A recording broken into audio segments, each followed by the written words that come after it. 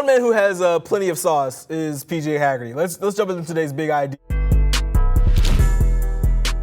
Big domino has fallen in the PJ Haggerty sweepstakes. He has committed to Kansas State, making that announcement on Tuesday this week. Haggerty was a second-team All-American at Memphis who jumped into the transfer portal while testing NBA draft waters. Put up about 21 points a game, was AAC Player of the Year as well. His NIL deal with Kansas State reportedly for $2 million. That's a good deal less than what he could have gotten with Memphis, or at least that's what we've been told. Gabe, did PJ make a misstep here, not coming back to Memphis or staying in the NBA draft?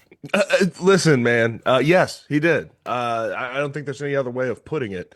Maybe not to go to the NBA draft. I thought he always should have come back to college if he was being smart about his situation and where he would land in the NBA. Maybe late second round, likely undrafted free agent. So like the contract versus what he could get in college, just not the same. But the way he did Memphis through this process, I thought was kind of strange. He used them as a bargaining chip, as a way to negotiate with other teams just about every step of the way, whether it was Ole Miss or Kansas State or NC State. It just felt like he was using that Memphis $3 million number as a sticking point for teams to beat out that offer. Ultimately, when Memphis pulled back that offer, he didn't have that same leverage. So he ends up in a situation where he was asking for $4 million, and now he's getting about $2 million plus incentives that could get him to $2.5 million.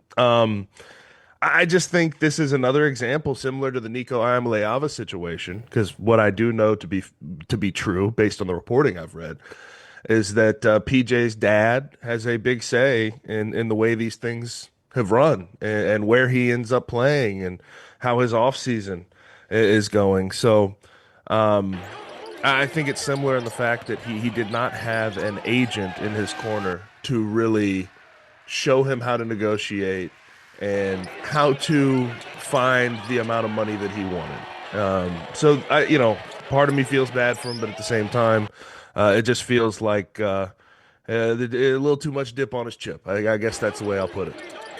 Maybe it's a little hard to feel bad for him, right? Because I mean, from a year-over-year perspective, right? He's going to make a lot more money than he did this last year with Memphis. And yes, from a Memphis negotiating perspective, he was going to get $3 million or somewhere in that area. It looked like NC State could probably match that or come a little higher. And they kind of bungled that situation.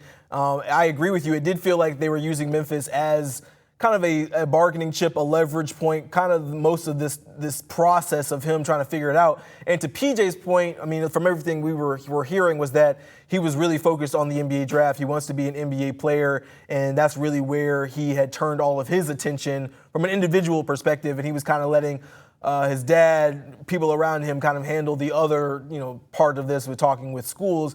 Nico Iamaleava, that situation I think is a perfect example because he ended up making less money than he was already making at Tennessee. Right. And I think with PJ here, it felt like you were never going to get that $4 million mark. It just never felt like that was going to be a realistic amount of money that any team could really want to give a guy on a college roster, regardless of whether it was going to be Power 4 or not.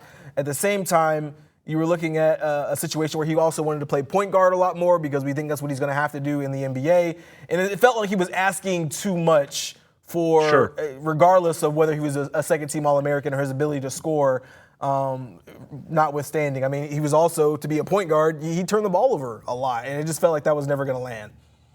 Yeah, and here's the thing, Avery. Like I talked about this on my show this week when we saw the commitment. Obviously, we were off on Memorial Day, so Tuesday, get back in, and I think he committed on Memorial Day, if I'm not mistaken, to Kansas State.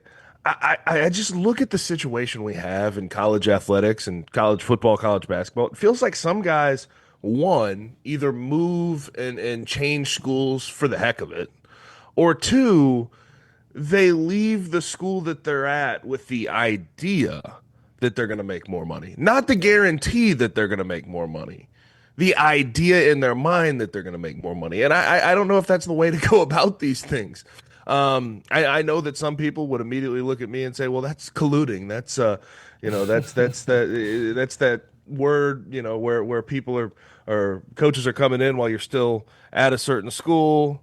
They're telling you how much money, blah blah. But that happens every single day. This is how these things sort of work. And the agents or your dad or your handlers usually tell you, hey, even when you're at a certain school, this is the amount of money that is on the table for you there. So it just feels like a lot of these guys get into the portal hoping and praying they're going to get more money, not with the actual reality being that they're going to get more money. I understand PJ ends up with more money, but it was less than what was on the table for him at the University of Memphis. And I just find the whole situation strange. And we always talk about, with the transfer portal, guidelines, right? Like guardrails. How many times have you heard that? Guardrails. Guardrails. Not really a thing. and like, I think we do need some guardrails. And usually when people bring that up, it's about the university and the institution wanting to keep their roster together and understand what their roster is going to look like, year in, year out. But I think we also need guardrails for the agency space so kids can be protected from themselves and the people behind the scenes that are making decisions on their behalf. They just needs to be, there's got to be a better way to go about these things. Quickly, let's get into the other side of this. Penny Hardaway's team, very guard heavy right now, even without PJ Haggerty. They could certainly use Dane Danger in the front court. Applied for that waiver back in April, still waiting on the results. We know he was a dynamic scorer and rebounder, especially towards the last half of the year. So far, Memphis has Ohio State's Aaron Bradshaw, South Dakota State's William Wharton in the front court. Gave neither of those guys necessarily offensive juggernauts. On a scale of 1 to 10, how bad do the Tigers need a Dane Danger? Oh, God, 10. In my opinion. Okay, to be fair, I think in conference, even without him, they'll be fine. Out of conference is where you'll really struggle. You have a Purdue team that John Rothstein just put in his number one spot. Trey Kaufman-Ren's a hell of a big. They work the transfer portal for other bigs. Whether you have to play Texas Tech or what have you, like that out of conference schedule is not going to be any slouch, just like it wasn't last year. And you need a big that can really stick in there and be physical with another team. So I'll at least do a 9. I'll do a 9. This team right now, if you just look at the way it's put together, the front court is Aaron Bradshaw, Ashton Hardaway, William Wharton, who we don't know how he's going to look at this level. 3 points and 3 rebounds at South Dakota State. That's a hell of a step up. It's either those 3 guys or you play small.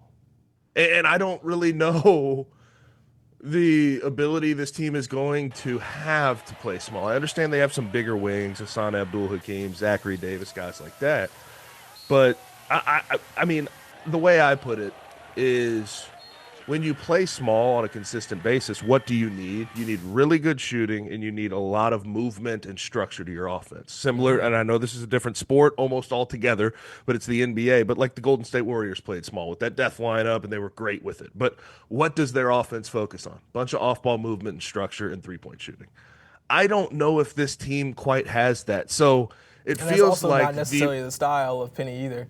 Right. Now, could they get up and down and run? I mean, Maybe that's the idea, but I think the necessity of Dane Danger is very out front and understood, and I think they're very reliant on him getting a waiver.